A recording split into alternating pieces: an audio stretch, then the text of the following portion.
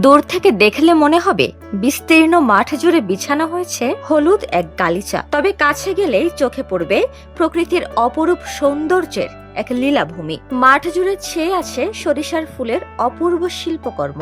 সকালের নরম রোদে আর বিকেলের সোনালী আলোয় সরিষা ক্ষেত হয়ে ওঠে আরো মনোমুগ্ধকর। দিগন্ত জুড়ে দোল খাওয়া হলুদ ফুলের সৌন্দর্য দেখতে দূর দূরান্ত থেকে ছুটে আসছেন ফুলপ্রেমীরা। হলুদের সমারোহ আমি উপভোগ করি, ব্যক্তিগতভাবে আমি নিজেই উপভোগ করি। পাশাপাশি বাচ্চারা আসে, কাপড়রা আসে ছবি তোলে এবং মনোমুগ্ধকর একটা জিনিস। শেষ বিকেলে এসে সকালবেলা এসে শিশির ভেজা হলুদের রং, এটা মনের একটা অন্যরকম একটা উপলব্ধি আসে মনের মধ্যে। প্রকৃতি এখন হলুদের গালিচায় নিমজ্জিত। আমরা বন্ধুবান্ধব মিলে সকলেই একটু সময় উপভোগ করলাম। সঙ্গে মৌমাছি আহরণ করতেছে মধু। আমরা আসলেই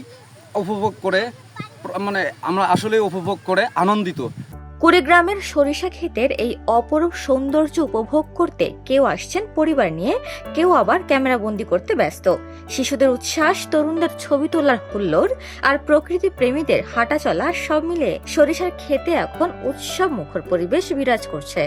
সরিষা ফুল দেখতে পাচ্ছি, হলুদ ফুল ছিললাম, কানে দিলাম, খুব ভালো লাগলো। সরিষা ফুল ফুটেছে, সরিষা ফুলের রং হলুদ রং আমাদের অনেক ভালো লাগতেছে।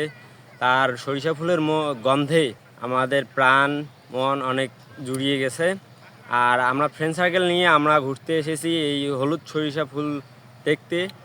তাই সবাইকে বলবো যেন সবাই আসে, সরিষা ফুল দেখে, উপভোগ করে।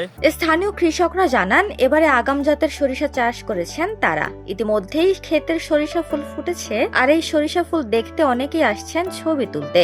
এবারে ভালো ফলন হওয়ায় লাভের আশায় তারা। শস্য বসি 1 বিঘা খানেক, তা আশা করি শস্য ভালো হয়েছে, ফুলও হয়েছে খুব। বিভিন্ন জায়গা থেকে সব আসিয়ে শস্য দেখে, 2 এগাড়ি ফুলও ছেড়ে বাধা করি। যেভাবে ফুল যাচ্ছে সেইভাবে ফলনও পাওয়া যাবে। বয়াছি 36 শতক ধানের ভূমি। শস্যের ফলন তো আল্লাহর রহম মোটামুটি ভালো আছে। দূর দূরান্ত থেকে মানুষ এসে, বিভিন্ন প্রকারের মানুষ আসে ছবি তুলে নিয়ে যাচ্ছে। শীতের আগমনে ফুলপ্রেমীরা হারিয়ে যাচ্ছেন সরিষার হলুদ গালিচায়। কেউ বা হলুদ গালিচার সাথে ছবি তুলছেন, কেউ বা লিখছেন কবিতা। এজন্য এক অপূর্ব সুন্দর মুহূর্ত সৃষ্টি হয়েছে সরিষা ক্ষেত জুড়ে। মোমা রায়, সোনালী নিউজ।